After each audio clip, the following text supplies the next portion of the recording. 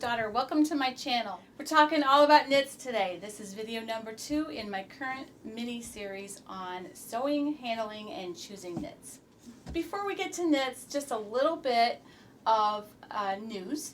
One, if you happen to know Louise Stevens, who commented on the video and actually won the Love Notions pattern giveaway, if you know her or if you are her, please email me, direct message me. I am Dorothy's Daughter Sews on Instagram. You can also email me at dorothy'sdaughter1957@gmail.com. Or you can direct message me on Facebook. Whatever way is easiest for you. But please, if you know who she is or if you are Louise, I would really love to get your prize to you. I need your email address so that Love Notions can send you the proper coupon so you can redeem your free pattern. Another thing I wanted to show, the last video I talked about the cartwheel collection, and in fact if you were in the chat this weekend you've already seen this. But I mentioned that I was going to also make the skirt and top. So I just wanted to show you that, and if you haven't seen that video yet, I'll put it up here. It was all about the Love Notions cartwheel collection for little girls. So I made the top and skirt with the little cute cutout in the back. I just love this pattern. There's going to be many more of these, I can guarantee. Anyway, I just wanted to show you because I kind of didn't have time to finish it before doing my video and getting it out there to you. So I wanted to show you the finished product. Okay, let's get on with knits. So have you ever made a pattern, done all of your adjustments and everything, and then made it again and it doesn't fit like it did the first time? Well, chances are that is probably because of fabric choice. When it comes to knit garments, when it comes to any garment, but any fabric really, they're not equal to each other. There's different amounts of weight, there's different amounts of stretch. Many factors go into those choices. So I wanted to pick out like 5 patterns and talk through the choices that might be good and the choices that might be bad. I'm going to do that, and then stay tuned after that part, because then I'm going to give you my best tips for handling, pre-washing, cutting, etc. the knits. So the first pattern I want to talk about is the chip jacket from Seamwork. It's a pattern that I love. I have made it in the past and I have done a video on it, so you can click right here if you'd like to see that. So I'm not going to go into a full review of the pattern. What I would like to look at is what they recommend as far as fabrics go and what I ultimately chose and how it worked. So they suggest any medium to lightweight stable knit. Now stable means it doesn't have as much stretch as some. So some of the examples they gave were French terry, ponte, sweatshirt fleece, that kind of thing. So when I went to make mine, I actually went to the store to buy some ponte. And while I was there, I happened to run into this sort of gorgeous stretch faux leather, which is what I ultimately made this jacket out of. It worked really well. It was light to medium weight, and you can see that it has just a little bit of stretch, not a lot. This is doubled, so it's probably more of it. You can see it does stretch, and it's more, I think you could probably feel this more than see it, but it has plenty of stretch. It worked out really well. It would not have been something I would have thought of using, but it worked. Not all faux leather is stretch though, so be careful of that. But this worked really well for this pattern. Now what wouldn't have worked is if I would have chosen something like this, because it wouldn't have held up. The zipper would have, just would have been all wonky. So that's what the choices you need to think about, like, will the knit stand up to the structure? This is a pretty structured pattern, as you can see.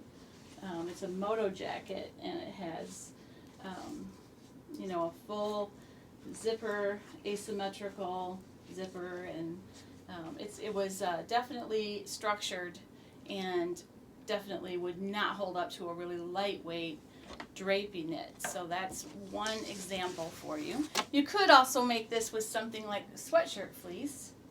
This is a piece of sweatshirt fleece. It's definitely heavy enough that it could have it could have been made into that jacket. In fact, it would be a lot lighter weight option, like for a spring jacket or a early fall jacket. So you can see this actually stretches, but again, not a whole lot. And that's what they mean by stable.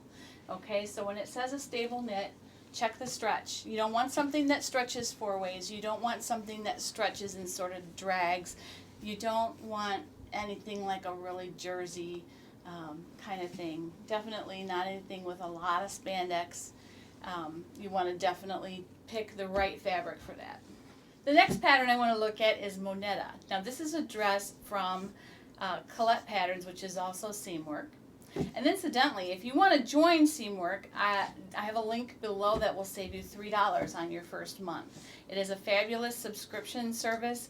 You get 2 pattern credits every month, and it's really a nice way to build up your pattern collection. So here is Moneta. The instructions they gave for Moneta were medium or lightweight jersey. So that's kind of a broad category, and I'm sure it would work with even the the drapiest of jerseys. Even something like this. This is double brush poly, but it would have worked no matter what. But I chose actually Liverpool for this dress, and it worked out really well. They suggest baby rib French terry, a double knit, which is actually what Liverpool is, or an ITY, which is a really drapey, slinky kind of knit. So there's a lot of great choices. The thing that you have to keep in mind, I made this in this sort of pretty, this is pretty stable double knit. It stretches way more than the ponte and the leather and the sweatshirt fleece, but it doesn't stretch as much as, double brush poly, which, as you can see, stretches in both directions a lot. So definitely you're going to have to change up like the size thinking. You're going to want more ease if you're using one that's a little bit more stable like this. So when I make this again, which I will, if I'm making it in a double brush poly or a sort of lighter weight jersey with a lot more stretch, I'm going to size down. Otherwise, it's going to kind of hang on me. You need to become familiar with the ease that's needed for your body. And you can do that by looking at the charts, looking at patterns that you've made in the past, see how much ease that they have allowed. If you liked that, then you know that that's kind of the amount that you would like to have in anything that was made with that sort of fabric. So it just, as you go along with knits, you get to the really, really stretchy knits like for leggings and things like that, you end up with a negative ease. So you want to make sure that you are paying attention to what kind of ease is needed with the fabric that you have. So the next pattern I wanted to talk about is actually 2 different patterns, but I threw these rompers in because they're both very similar. The Sunday romper from Love Notions is a light to medium knit, and they suggest rayon blends, jersey, modal, very sort of drapey knits. Okay, same thing goes with the South Shore romper from Ellie Mac. Her suggestions don't list specific types of fabric. It lists any fabric that is 4-way stretch, at least 50%, which automatically shows you how stable a knit must be to make that pattern. I will tell you that using a 4-way stretch on a jumper / romper is a very good idea. And the reason being is that as you wear them, it gives in this direction too. So when you sit down, it's not going to pull down in the back as much, and it's just overall going to be a lot more comfortable, a lot easier to pull on and off, and definitely those are factors when you're using a romper or a jumpsuit. So I recently have just done a video on the rompers, so I'm not going to go into a lot of detail. I have made several of each of these patterns. For the South Shore romper, the ones I have made, I have used cotton spandex blends. Some of them may have had some rayon in there, but they were very drapey and they were beautiful. I'll put some pictures up here so you can see them. They're actually in the wash, the ones that I have. Some of them that I've made, I've actually made for other people, so I only have the short one and the long one that I have made for myself, and they are in the laundry because I wear them so much because they are so comfortable. So the Sunday romper then by Love Notions, what I made mine out of, I made two, a long one and a short one. The long one I used double brush poly, which is a perfect fabric for a romper, especially a long one. The thing you have to keep in mind is if you're making the romper to run around on a summer hot day, you don't want to use double brush poly because it's hot. So for the short one, I used a cotton lycra blend, which was 95.5. So very good choices that I made. It would work well in any sort of lightweight, stretchy, maybe four-way stretch. I would suggest jersey. Now there are other jumpsuit patterns that are meant for wovens, that are meant for stabler knits, but for those two patterns, they were so much alike I grouped them together. So if I were to want to do one for winter, let's say, this would not be a good choice because the stretch just isn't really there. It stretches this way, but it does not really stretch this way at all. So I would not choose something like this. Now if you did, I'm not saying that you couldn't, but you would definitely have to take that into consideration with your ease. The last pattern I have not made, I want to make, and that is the Sheridan sweater from Hey June, and I think that I will probably use this sweater knit.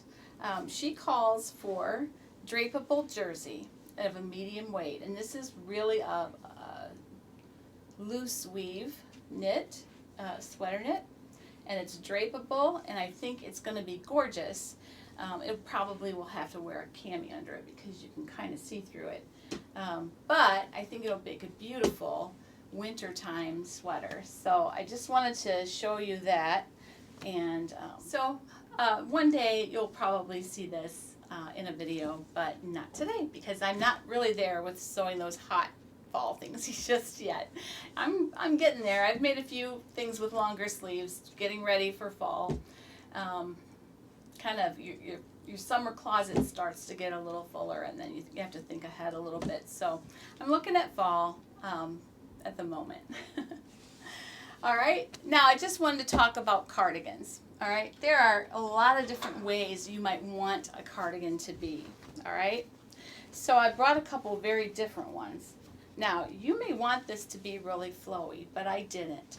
This is a canyon cardigan from Love Notions, and I did the option that doesn't have all the gathers and flouncy stuff. This is just a straight cardigan. It does have a kick pleat in the back, but it basically is a pretty structured, almost jacket when I wear it, and I love it.